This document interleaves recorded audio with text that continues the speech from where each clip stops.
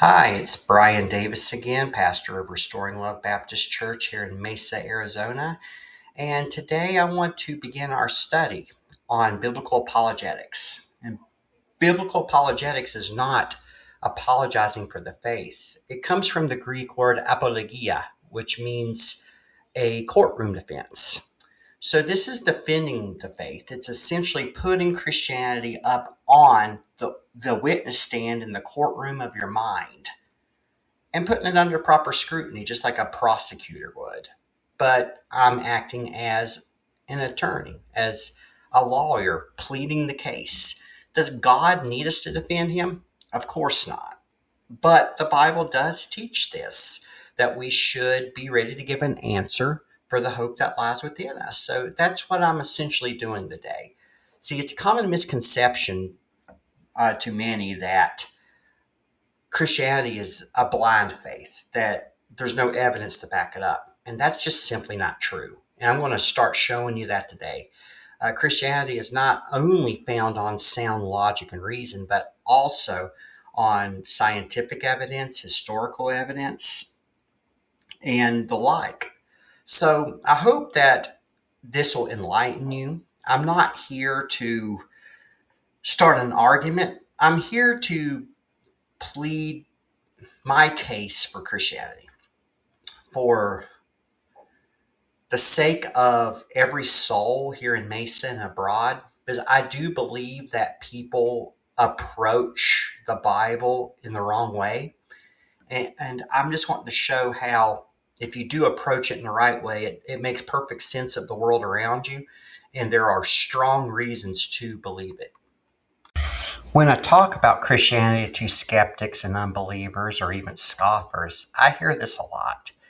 They believe that their belief systems are truly correct and that atheism and agnosticism is credible and objective and just the way to think. But guys, that's really not the case at all. And here's the reason why. So many people do not understand that faith is built into the very fabric of the creation, or the very fabric of the universe. There is so little, if anything, that we believe that doesn't have an element of faith to it. In fact, in the Bible, the book of Hebrews in chapter 11, verse 6, clearly says that without faith, it's impossible to please God. And it goes on and says, for he who comes to God must believe that he is, and that he is a rewarder of those who seek him. So everything, God has built faith into everything, including believing in his existence. And let's go ahead and defend that a little bit, okay? If you notice on the screen, I have 4 pillars that I call that describe this idea of faith being built into absolutely everything. The first pillar there is abstract realities are taken by faith. And what do I mean by abstract reality? Okay. Something that's abstract is something that you can't, detect with your 5 senses. You can't see it, taste it, smell it, feel it, hear it. It's something that's immaterial, invisible. It exists. It's a real thing. It's not something that you can hold in your hand or sense. It's just something that you know. And these are things like logic, ethics, reason, your thoughts, even a philosophy. And God does fit into that. And why does God fit into that realm? Well, at least the biblical God is said to be immaterial, invisible, spirit. He's not made of anything. So unless if he chooses to reveal himself, he's abstract. But he's a special case because, yes, he's abstract, but he can become objective. But nonetheless, in his pure essence, he's kind of an abstract object, if you want to call him an object, because he's a person. But he makes himself known to us, and if he doesn't make himself known to us, we don't know him. So in that sense, he's abstract. So don't misquote me there. It's not that he is undetectable. Not that he's not objective. He is objective. It's just it's required that he reveals himself. But nonetheless, these things obviously have to be taken by faith because you can't observe them. There are things that are understood, taken for granted, known, but completely and totally faith-based. But pillar 2 is a little trickier because we don't often think of this as faith-based, but it truly is. And it's historical events. They're all taken by faith, guys. And why are they taken by faith? Because we were not there to observe them. An historical event that are unobservable to us are taken totally by faith. Because how do we know that a historical event happened? There's two areas of evidence. All right, we have archaeological evidence, which is the hard evidence in the ground, pottery, and buildings, foundations, artifacts, stuff like that.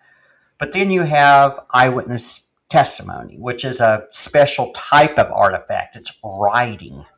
It is people from the past telling us how to interpret the artifacts that we dig up. Because you see, the artifact itself does not speak. It has to be interpreted. But if there isn't an eyewitness testimony telling us how to interpret it, it's all conjecture. We would literally have to guess and speculate based on our assumptions, how that object got into the ground and how to interpret it and how to fit it into history and how to form our idea of society and culture from that object alone. Now, if we have eyewitness testimony, that helps us because now we can fit that object into the eyewitness testimony and make sense of it. But nonetheless, it's still evidence that we have in the present that points to the past. So we have to ask ourselves, how do we know that any of it happened? We didn't observe it. We didn't observe the person writing the eyewitness testimony. We didn't observe the city being torn down and reduced to rubble, We didn't see that pot being crushed and shattered and buried in the ground. In all reality, since we didn't see it, we've got to trust it. Even if we have an eyewitness testimony, we have to trust that the eyewitness is telling the truth or that he recorded the events accurately. If you were not there to see an historical event, you are taking it by faith in one way or another. There's no way around it. And so the real question is not how do we know something happened in the past? It's really the true question is the evidence for that past event trustworthy? Do we have a good reason for believing it, for trusting it? So that's pillar number 2. Pillar number 3 is even more strange and taken for granted, but it's true. It says that the 5 senses themselves are taken by faith. And why is this true? Well, think about it. Are you actually seeing, hearing, tasting, smelling, or touching anything? Are you? Not really. See, what you're experiencing is your brain's interpretation of what your sensory organs interpret. See, so when we taste, smell, touch, hear, or feel something, the nerves in our sensory organs are sending that information to our brain, and our brain is processing it through chemical reactions and nerve impulses and telling us what the world around us is like. So it's our brain's interpretation. So where does faith come in? We've got to trust in a few things. Number one, that our sensory organs do indeed detect the world around us accurately. But not only that, we have to trust that our brain is indeed interpreting the world around us accurately. Now, do we have any reason to question that? A Christian doesn't, because we believe that there is an omniscient, omnipotent God that created us and our brain as well as our sensory organs. So we can trust that they're functioning correctly and that they accurately detect the world around us, because the God that created it is true and cannot lie, and he wouldn't deceive us. But how about the atheist? Do they have a reason to believe that any of this is accurate? I mean, if your sensory organs and your brain is just a product of random chance mutation over billions of years with no rhyme or reason or order to it, just chaos gave rise to order and to beneficial mutations. How could we trust that anything's trustworthy? How can we trust that our logic and reason is trustworthy? How can we trust our memories? How can we trust our thoughts? How can we trust our senses? How can we trust any of it? It's all random. It's based on randomness. It's based on something that is so unsure. See, so if you really think it through, trusting your senses is kind of a theistic assumption, because we have to have a reason to trust in them. If we're just a byproduct of chance, that means our senses and our brain are byproducts of chance. And I don't know about you, but it's hard to trust chance. How do we know it won't change tomorrow? How do we know it's trustworthy to begin with? How do we know it hasn't changed in the past? How do we believe our memories? Because we remember it? Well, that's not answering the question. We are remembering it, but how do we know that those memories are accurate? Right? So it's kind of a philosophical question, but it's a real one. Without a God who's omniscient, good, omnipotent, and truthful, how can we trust our senses? In all reality, we don't have a reason to. At least not in the absolute sense.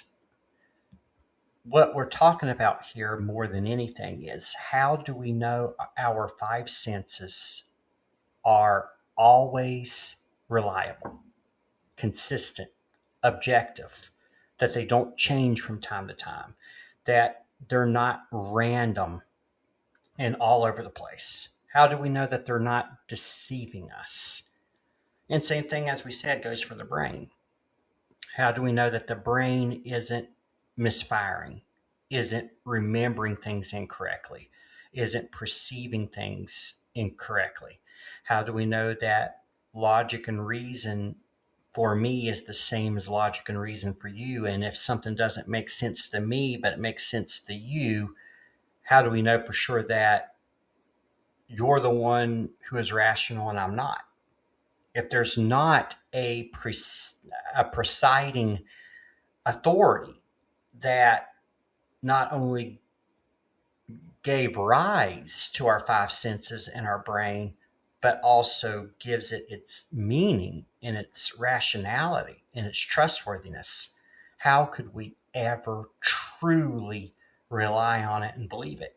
And if we can't truly rely on it and believe it, then what's the purpose of even debating, doing science, living, doing anything? Because we can't trust each other, much less ourselves. But that leads us to pillar 4, which is the philosophy of empiricism. Empiricism says that only the things that are observable are true. And there's a big problem with that, because what is empiricism? We'll go over the pillar 1. Empiricism is a philosophy. It's abstract. You can't observe it. So apply the philosophy of empiricism to itself. Empiricism says only observable things are true. Well, you can't observe empiricism. So how do you know that empiricism's true? It fails its own test. It's self-refuting. It ends in absurdity. So we know that there's at least one, or they believe there's at least one thing that is true that falls outside of empiricism. And it's their philosophy of empiricism. See, they take it for granted. They assume it. It's their worldview. It's something that they base their reality on. And it's shaky because you can't prove it using its own standard. And guys, naturalism and atheism is actually built upon empiricism. Naturalism states only things that are seen in nature with our five senses are true. Not necessarily. Because again, empiricism fails its own test. You can't say that definitely. And atheism is based on naturalism. Since only those things that are seen in nature are true, then God, who is abstract, can't be true. Well, with that logic, your logic and reason can't be true. There's no ethics. There's no philosophy. There's no reason. Your thoughts can't be true. If you carry it through to its natural result, to its natural end, none of the abstract realities can be true. So these things are, things that we have to really consider, guys. So everything's taken by faith. Everything. Past events, abstract realities, your five senses, everything. So the true question of faith is not, how do I know something is absolutely true? Because that's not really the idea here. The real question is do I have evidence and a reason to believe what I believe? Because everything is ultimately taken by faith. So is my belief trustworthy? Is it grounded on something reliable? And I'm going to set out to show that without God and without the Bible, you can't trust anything. Now, that might sound weird or unrealistic, but if you stick with me, I think I can prove it. But we know from Scripture that sinful human beings who just are dead set against believing in God are going to come up with some sort of explanation or what we would call rescuing device to explain away everything I just said. It's our nature as human beings. We're just naturally skeptical because we're wanting to avoid accountability to the creator of the universe. So what they do is they take this idea that everything is believed by faith and they remove God from it. They refuse to believe in God, so they end up becoming what we call relativists. So they have to believe in a philosophy called epistemological relativism. And what that is essentially saying that since we can't know anything for sure, we can't know truth. There is no absolute truth. There is no absolute reality. Truth is whatever you make it. Truth is whatever you feel is true, whatever makes sense to you, whatever you believe is truth. So therefore, I have my truth and you have your truth, and we should all just get along and be tolerant and not argue with one another. Well, if you do have the presupposition and the assumption that there is no God, that is where reality leads. It leads to that level of absurdity. I'm going to show you why it is absurd. Because once again, everything is taken by faith. And we have to understand that. Now, when we put relativism under scrutiny, it's kind of like, empiricism. All you have to ask a relativist is this: are you absolutely sure there is no absolute truth? Now, people hate that. They mock it, everything else. But it's a legitimate question, guys. Because by saying there is no absolute truth, that word is conveys an absolute statement. You can't get around it. So by saying that there is no absolute truth, you're making an absolute truth claim. It's absolutely true that there is no absolute truth. So can you be absolutely sure? Well, if they say yes, and they're claiming there's at least one absolute truth, and their one absolute truth is the belief that there isn't any absolute truth. Think that one through. It's once again self-refuting. It leads to absurdity. It refutes itself. So you can't say that without claiming that there's at least one absolute, that there's one. And what do we mean by absolute truth? One standard, one truth that judges all other truths. Now, the Christian would say an absolute truth is God, because we need to discuss what is the actual definition of truth, because that's another thing that is in hot debate today. And people, again, don't want to believe in God, so they can't use the biblical definition of truth. They can't rely on God as their definition, so they end up pretty much reasoning themselves into a pit of despair, which the pit of despair here is relativism. So what is the definition of truth? Well, what we're going to see here in a second is that which corresponds to reality. And we know it's true that this is the true definition, but you have to use it to refute it. And we'll see that here in a second.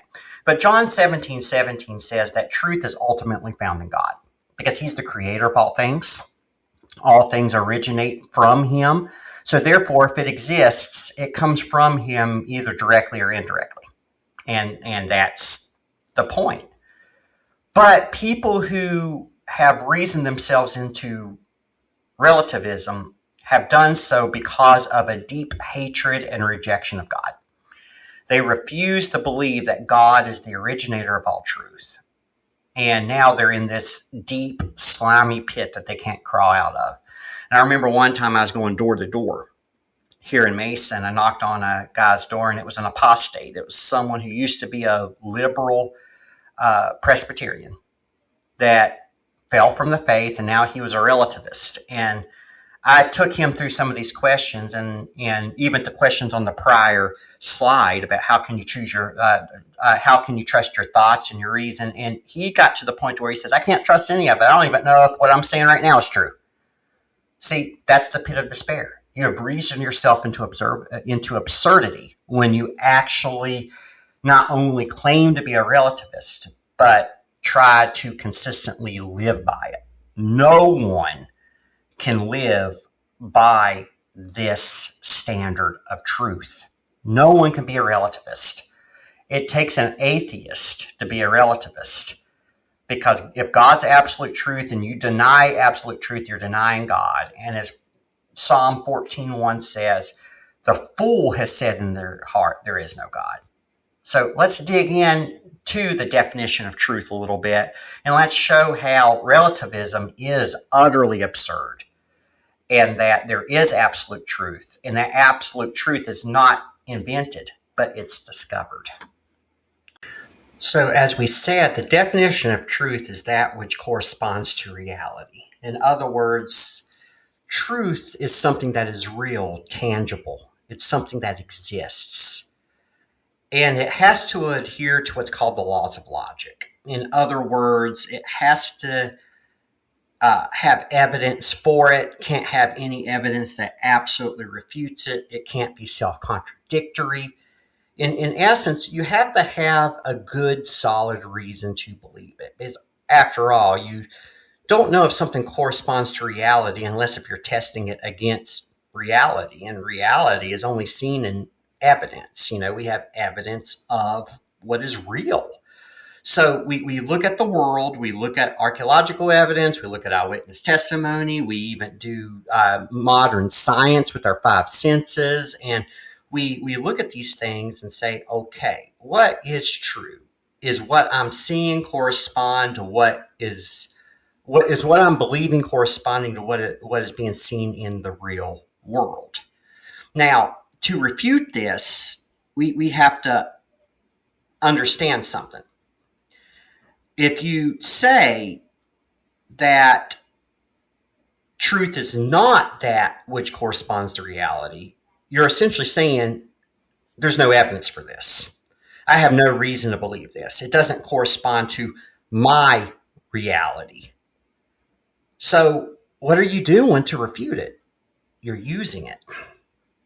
So that's how we know it's true. This is the definition of truth because it's how we instinctively reason. It's how we instinctively think. We have to use it to refute it. So let's think that through then. If this is the case, then that means truth is not relative. It's not invented, but instead it's discovered. And it's universal, all eras, all cultures, all people. It's something that we can go to and find. And that is key because there is evidence for God. There is evidence for the Bible. There is evidence for all of this. But we have to understand how to reason correctly and understand how to interpret that evidence correctly before we can ever see it. So let's think this through again. The foundation and challenge. All things are taken by faith. Faith is built into creation. And because of that, the real question we have to ask is what we are believing trustworthy?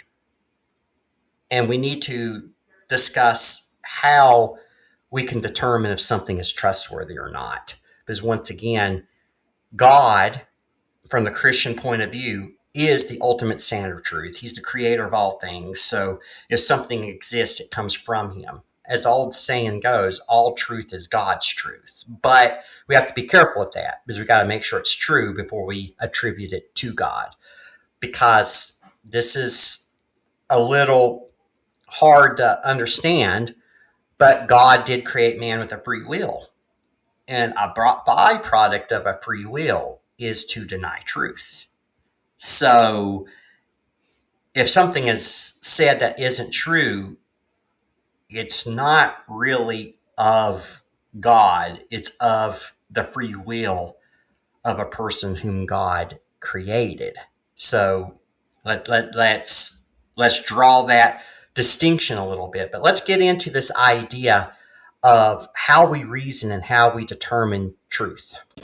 So in our search for this truth, how do we arrive there? Well, I made reference to what are called the laws of logic.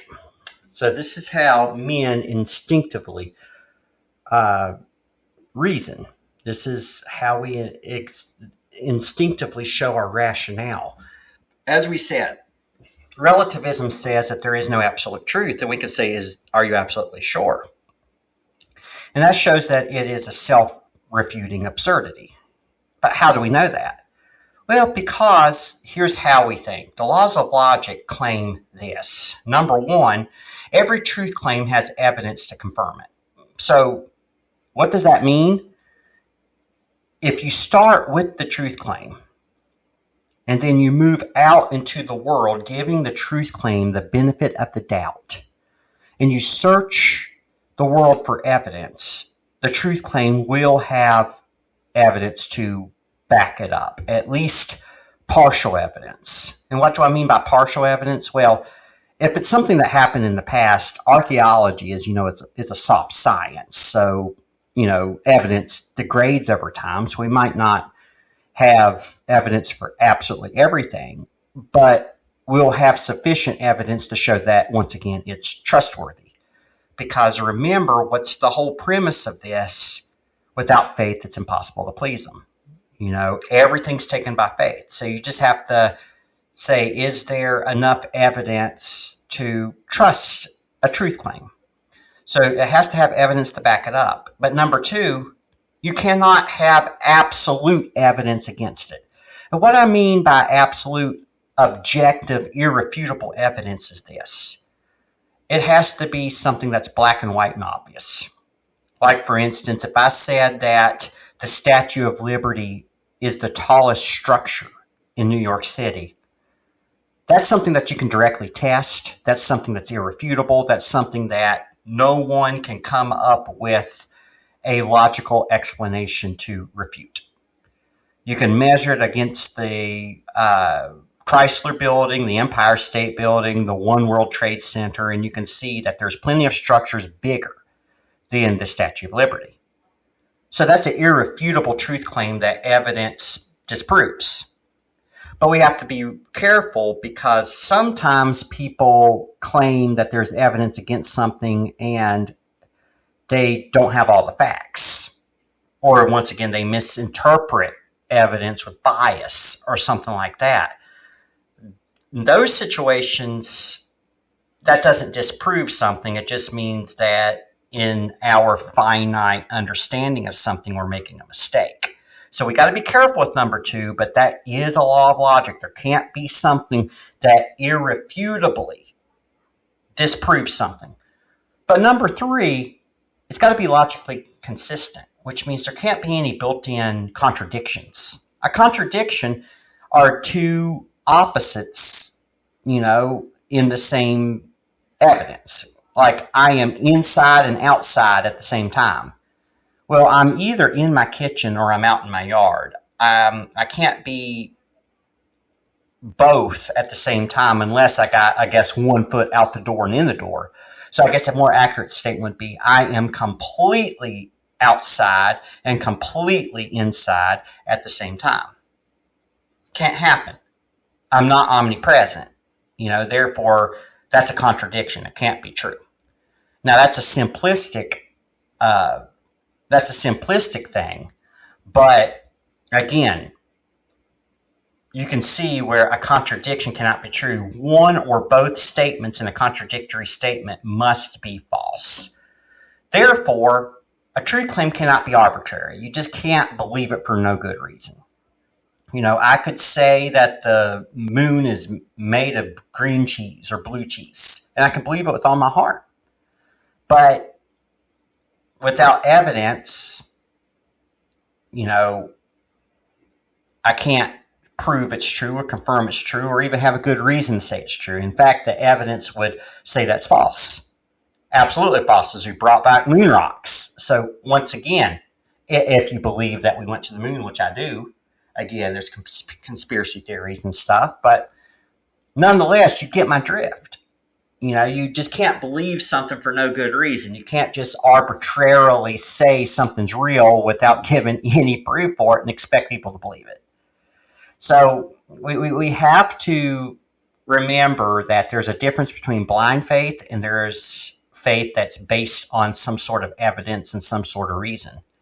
And the laws of logic is how we interpret that evidence and how we determine if something is trustworthy or not. Because once again, everything is taken by faith. We can't overemphasize that fact. Never stop reminding yourself of that fact as we go through this course, that everything is taken by faith. We're looking not for proof, but for trustworthiness. So when we reason through a truth claim, look at the chain of reasoning on your screen there. You have a truth claim, right? And you have evidence for that truth claim, and then the evidence for that evidence, and the evidence for that evidence, and it keeps on going back. So we have a truth claim, and we say, okay, using the laws of logic, what are the evidence that this truth claim is true? And once we found out the evidence for the truth claim, then we got to go a link down the chain and say, okay, what's the evidence for that evidence? And then what's the evidence for that evidence? But essentially, naturally, if you reason backwards far enough, you're going to get to the last link in your chain. And that's what we call our ultimate standard of truth. It doesn't really have any evidence for it. And because of that, we have to understand that it's an axiom. It's something that proves itself. It's something that has to be true or it couldn't exist. An axiom is like saying a bachelor is unmarried. You see, it's a duh moment. It proves itself. It kind of like defines itself. So your ultimate standard has to be an axiom. Otherwise, you're just believing something arbitrarily. Now, I'm going to set out in later videos to show that the Bible is an axiom. It's a self-attesting truth. It does not have any errors or contradictions. It does not have any evidence that absolutely proves it wrong, and it has evidence for most of its historical claims. Again, archaeology is a soft science, so a lot of stuff is lost, but you know, there's more evidence for the Bible than any other book, I can tell you that right now. And because of that, it's trustworthy. But we're going to go deeper than that and show other reasons why it's self-attesting truth. And I know that people say that there's errors and contradictions, but they're all alleged. All of them have been cleared up and proven to be false. You know, there are no true errors or contradictions. So to the Christian, the source of logic is the Bible. But that's our ultimate standard truth. But we have to be careful with that.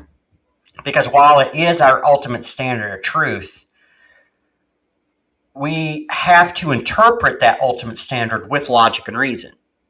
So how do we reconcile that? Is the Bible the ultimate standard of truth along with our logic and reason?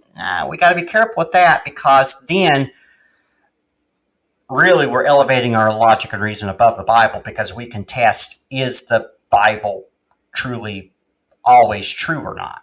You know, it's like there comes a time to where we have to bow the knee and say, okay, I don't understand this passage, but I know it's true because of the overwhelming evidence of the Bible's trustworthiness. We'll get into that later. How logic and reason fits into the Bible is this. Our logic and reason not only helps us know that the Bible's true, but the Bible gives the origin for our logic and reason. It's the only standard of truth that actually objectively tells us where our logic and reason come from, and it actually comes from the mind of God. We reason God's thoughts after him. He is the source of our logic and reason. Where we're made in his image, we use God's logic. Atheism does not have a satisfactory answer for where does logic come from. Again, thoughts are just random chance mutations in nerve impulses and chemical reactions in the brain. I mean, how can something that has no logic give rise to logic? That's not logical. You know, that's really the point. So we're going to explore that more in detail in later videos. But for right now, we need to really understand that the Bible is the Christian's ultimate standard and absolute authority. We'll defend it later. But it tells us what is true, why it's true, and why we think the way we do. And that's key. But as a review, remember, we use a chain of reasoning, and we use the laws of logic to reason backwards until we get to an ultimate standard that pretty much proves itself. And if it doesn't prove itself, you're more or less believing something arbitrarily, and you can't really know that's true or not. And what is most people's ultimate standard? Logic and reason alone. But why is logic and reason alone a flimsy standard of truth? It's because sometimes we're wrong. We don't know everything. We make mistakes. We're imperfect. So we got to be careful with saying that's logic and reason alone. It's got to be fact-checked by something, and Christians say it's God's word. But a common refutation to this whole idea of an ultimate standard of truth is that it's circular reasoning. And that's true. It is circular reasoning. I mean, but you kind of force the reason in a circle. Why? Because there is no evidence for ultimate standard. You have reasoned so far back that you have no other reason but that reason to believe that's true. Like I said, it's got to be axiomatic. It's got to pretty much prove itself.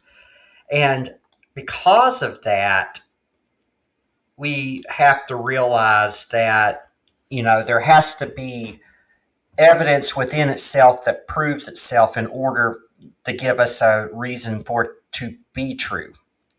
And the reason why our logic and reason alone cannot prove something or confirm something to be true is because we have no way to test our logic and reason by itself.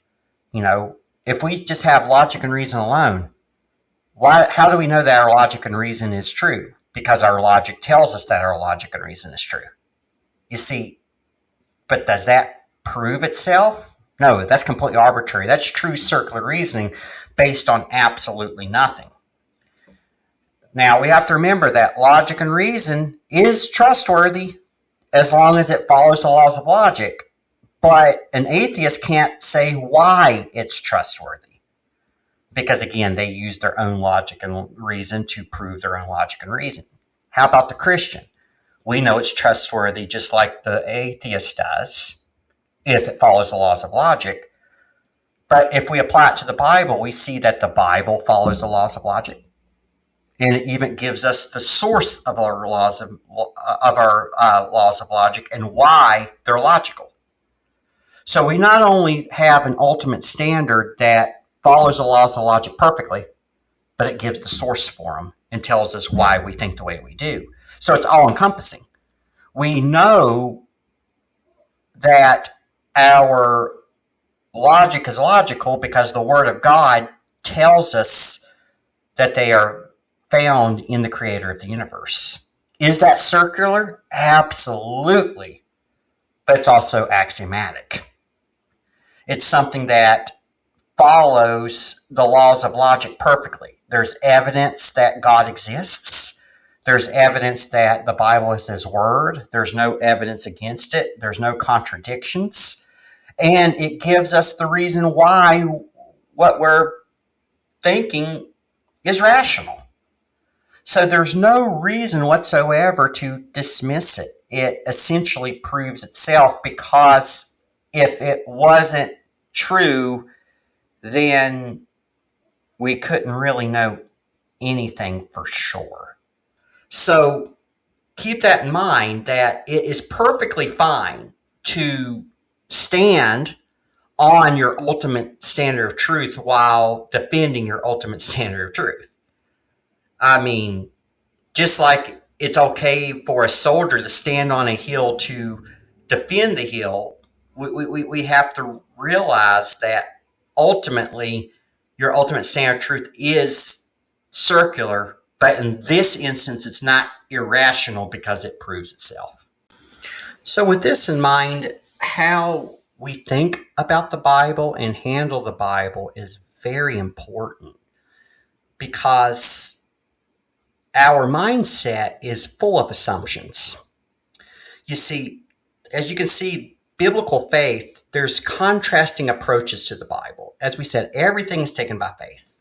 And since the past is interpreted by evidence, and one of those evidences is the fact that the Bible is treating itself as an eyewitness testimony, we need to test to see if that eyewitness testimony is in fact trustworthy. We need to put it up on the witness stand in the courtroom of our mind, give it the benefit of the doubt, and entertain the thought that maybe it's real history with a real God telling us about real things that happened in the real past and how God actually works in the real world. Because if we don't, we're forced to act like the skeptic. And what's the skeptic's approach? A mind of bias. He's going to have assumptions that rule out any notion that it is real history with a real eyewitness testimony. He's going to come to the Bible refusing to give it the benefit of the doubt. He's not even going to put it up on the stand. He's going to read his preconceived biases into the text and try to refute it with those preconceived biases out of the gate. And what are those preconceived biases? They're usually, at least in our culture, atheistic in nature or naturalistic in nature. He's either going to dismiss the notion that the biblical God exists, or he's going to change that biblical God into a God that he's comfortable with, one that isn't sovereign, providential, one that doesn't really involve himself in the creation, or one that didn't create the way that the Bible does. So he's either going to become an atheist or he's going to become an idolater, but he's not going to take the Bible at face value because he's already decided that it's false before even coming to it. There is an anti-supernatural bias in his mind. So that's the decision that we have to make. Are we going to seek God, and are we going to seek truth? And are we going to do what Aristotle would teach? And that would be entertain the thought that it could be true and test it like a witness in a courtroom. Now, if we do that, we realize that biblical faith is not blind, but very evidence-based. When we look at history and science and logic, and even the internal consistency, given it the benefit of the doubt, we'll see that, man, it really holds up. It actually has answers for all of this. And even within its pages, there's answers for difficult passages that allegedly contradict each other or don't have any evidence. But when we approach it with the open mind and actually search and do the research, we see that they're all cleared up. And that's what's so amazing about it. There's been men here recently who have done this, and some of them are very intellectual, like Ivy League level people. You have Lee Strobel. He was a investigative journalist for the Chicago Tribune, atheist. I think he went to Princeton, if I'm not mistaken. He was an Ivy Leaguer, if I'm not mistaken. But what happened is he would use his investigative skills as a journalist to go and help solve crimes in Chicago and report his findings in the newspaper. And he was really good. I mean, he knew how to look at evidence like a lawyer, like a detective, and he was what was called a professional investigative journalist. Well, his wife got saved, and that really irritated him because, again, he was scientifically minded, which we got to be careful with the term scientifically minded, because we'll have later videos that shows the difference between science and scientism. Scientism is a philosophy that a lot of scientists hold to today. Well, we'll get into that later, but Lee Strobel held to that.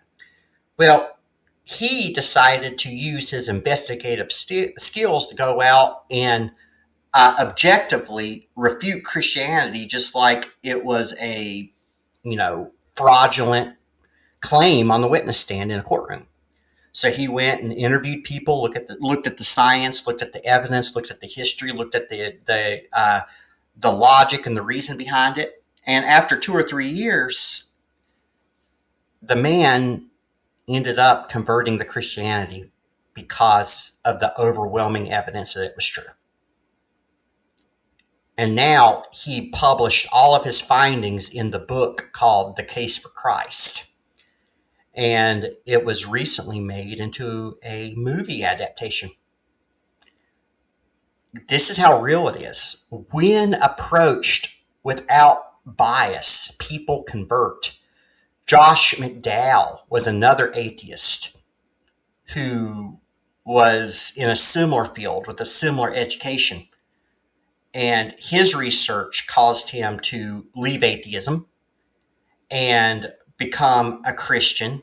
And he published his findings in a book entitled The Evidence That Demands a Verdict, challenging people, hey, look at the evidence and make up your own mind. Is this true or not? Because the evidence is overwhelming. Norman Geisler, C.S. Lewis, more atheists that turn to the faith. Guys, all it takes is just an open mind, saying, okay, I'm going to entertain the thought that this could be true, and I'm going to get rid of my anti-supernatural bias and just say, okay, if this book is true, if this God does exist and this book is true and it's telling true history, if I looked into the real world, what should I find? And when you ask that question and go out to the real world and investigate, the real world lines up to the Bible perfect. It is unreal how accurate it is. And we have to just remember that when we interpret Scripture, we need to take it literal. We need to interpret Scripture with Scripture, meaning the Bible interprets itself We need to make sure that we take every verse into account so we don't misinterpret it. This is actually my field of study, hermeneutics, and I'll have a whole nother video on it. But when we rightfully interpret it literally and within the context of the Bible as a whole and let it interpret itself, we notice, man, there are no contradictions. There are no true errors. There isn't really anything that refutes it. But what does the skeptic do? He'll do the opposite. He'll rip verses out of the context to try to prove his point. He actually looks for evidence that it's a fictional hoax, because that's his presupposition. But when he does that, unfortunately, what happens is he'll find evidence against the Bible where it doesn't really exist, because there can be more than one way to interpret that evidence. And he just goes with the skeptical approach when there's also a way to interpret it that fits the Bible. But you see, he rules out the way that fits the Bible. He'll elevate another standard of truth above the Bible, and we know that that's usually their logic and reason alone, and they'll reinterpret the Bible out of their preconceived ideas, and that assumption taints their interpretation of the Bible and the evidence. See, their anti-supernatural bias will taint the way that they look at the Bible, will taint the way that they look at the evidence, and they'll get it wrong. See, your starting point will always influence your conclusion. There's two foundations. You can start with the Bible, or you can start with your own bias. And upon those two foundations, you're going to build a building that determines how you viewed the world. If you start on the wrong foundation, you're going to have the wrong building. And I solely believe that based on this study today, that we've seen that man's logic and reason alone is inherently untrustworthy. Just go through and think of everything that we've covered today, and you got to ask yourself, is our logic and reason alone enough to interpret the world around us error-free? Is it enough? Or do we need a guide? Do we need an eyewitness testimony that makes sense of it? Well, I'm here to tell you that the Bible is that eyewitness testimony. It does make sense of everything, and it's far superior to our logic and reason alone. But why do people reason the way that they do? Why do we have this anti-supernatural bias? Well, we have to remember that most people are very emotionally driven. They allow their emotions and their feelings to override their thoughts. And biblically speaking, you have two sides of humanity. You have your spirit, which is your reason and your logic capabilities, but you also have your brain, which is the physiological chemicals and information storage, stuff like that. Well, your emotions comes from your brain. And when you put so it's your physiology. So when you put the spirit and the body together, you become a living soul, and they're inseparable. So the brain, the physiological elements, can influence your spirit, which is your logic and reason, but it can also go the other way around. Your logic and reason can override your emotions as well. We can separate the two. But here's the thing. With the fallen condition, those emotions cause brain fog. They cause us to not be able to escape the fallen anti-supernatural biases that we have in our heart and mind. We are determined to not believe anything unless if it's completely objective. But for whatever reason, people can't see that everything's taken by faith. So we are very hesitant to bend the knee to God and seek Him and ask Him to reveal Himself.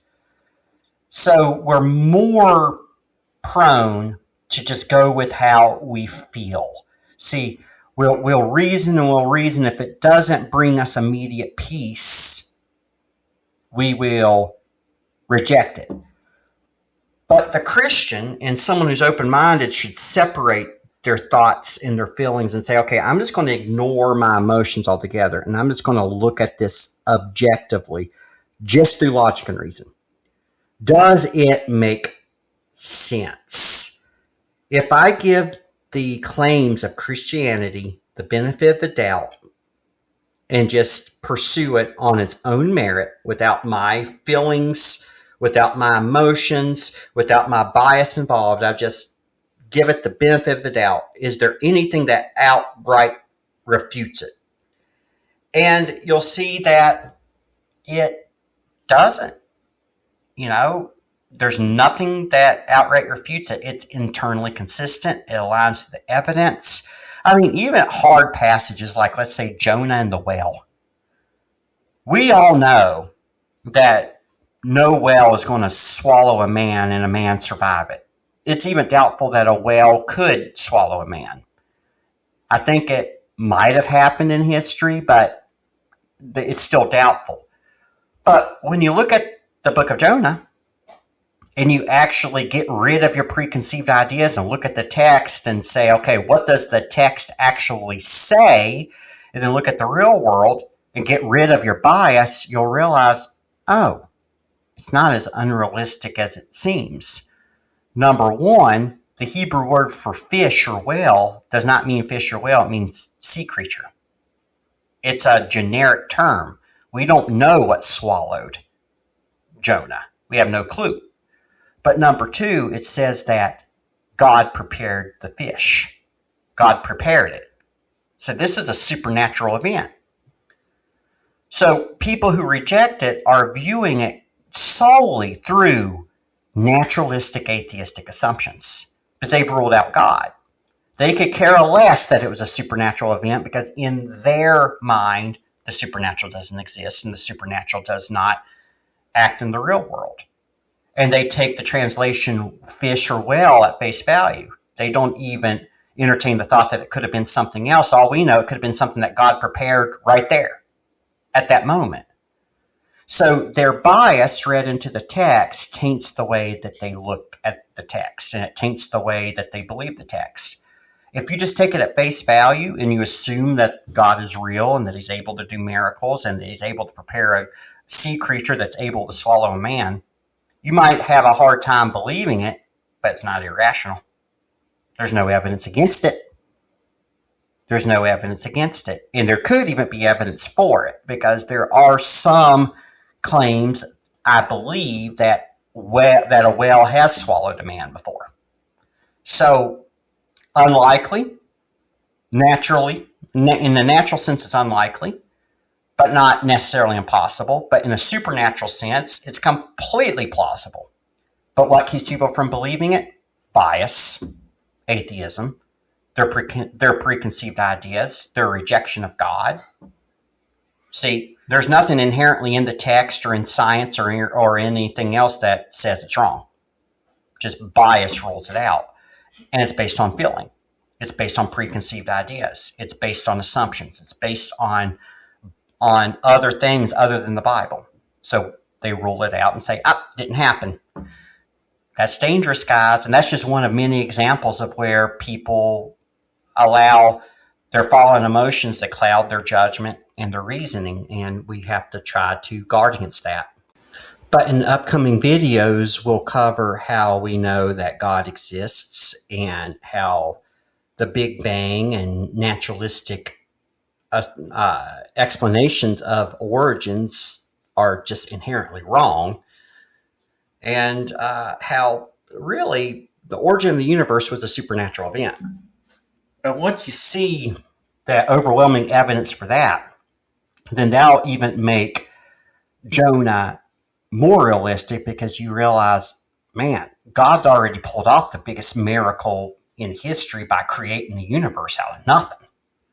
So if he can do that, preparing a fish is nothing, or preparing a sea creature is nothing to swallow Jonah. And that trickles down to other miracles that you may see. Because, if he's already done the biggest miracle of all history, then the little stuff is like a cakewalk. So again, it comes down to your presupposition and your bias.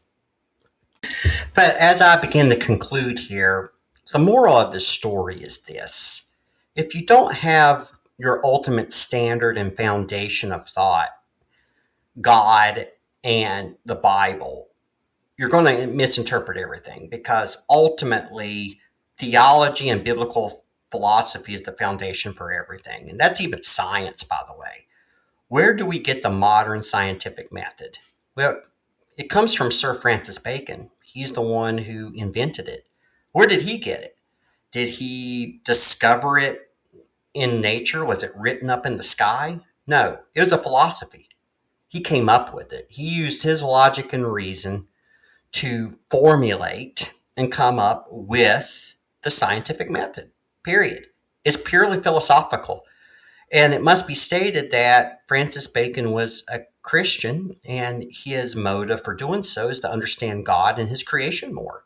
And he was using God's logic and reason to form the philosophy of the scientific method.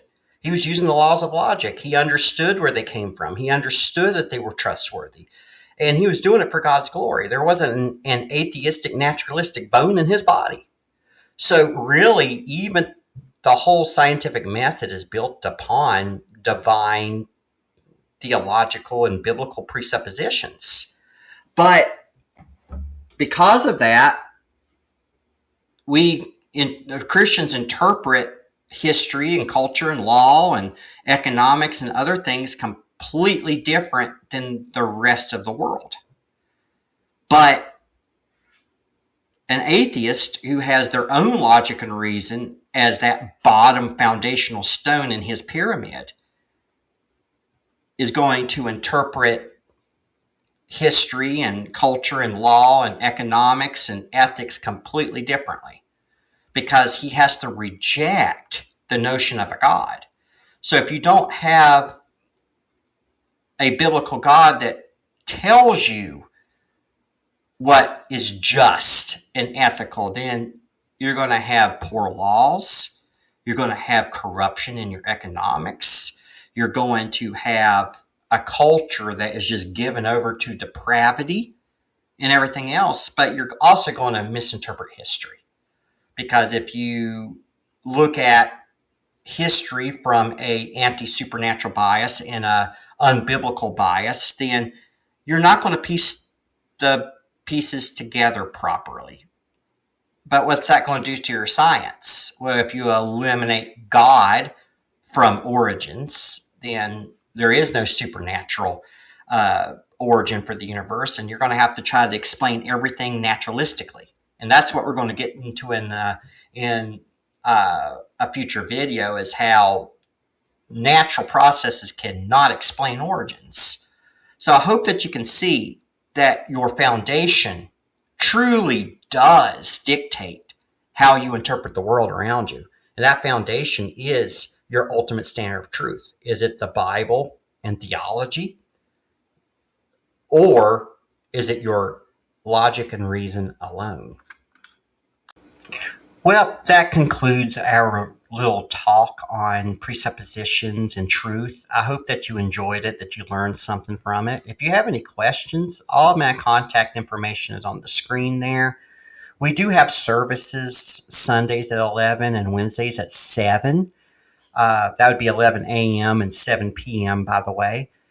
And I'm always available. Text me, call me, fill out our contact information on the website, watch more of our videos. I'm willing to discuss these things with you.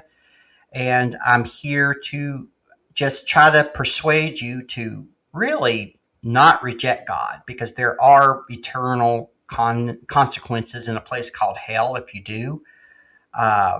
We do ask you to watch the 2 videos on the main screen of our website.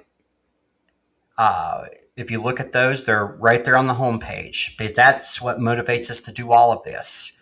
But guys, these assumptions and presuppositions, they dictate everything. If you have a bad starting point, you'll have a bad end point. So I invite you to please stick with this course and open up your mind. Set the Bible and the evidence on the witness stand in the courtroom of your mind, and try your best to evaluate it apart from anti-supernatural bias, and just judge it by its own merit. Practice the things that you watched in this video. And I think that I can win you over to Christianity. I do. because most of this information that I got, well, pretty much all of it, it's not, almost all of it is not original to me. Most of it came from Dr. Jason Lyle, who has a PhD in in astronomy from the University of Colorado in Boulder. I got a lot of it from Norman Geisler, some of it from Dr. Francis Schaeffer, who is an ex-atheist turned philosopher, Mr. Ed Kuhar, which was my history of Christian thought professor in Bible college, among others. And throughout this course, I'm going to have most of my information derived from ministries who defend the Bible. And these ministries are full of PhD scientists and historians and archaeologists who were once atheists, who now use their degrees, which they obtained from secular colleges, by the way, to defend the Bible. We have PhD astronomers and geologists and biologists and archaeologists and everything in between, medical doctors. I'm going to be citing all these people, so they're credible, and they come from places like Brown University and Harvard and like I said, Colorado, Indiana, Virginia Tech, other places that are credible schools. So this information does not come from novices and from people who don't know what they're talking about. They're coming from PhD scientists that got their degrees from the same schools the skeptics got their degrees from, but they just used their science and their history and their philosophy to defend the Bible instead of attack it. So stick with us. Let me try to win you over. And again, watch those 2 videos on our home screen. They are vital. This is what drives us to do what we do. But y'all have a good day.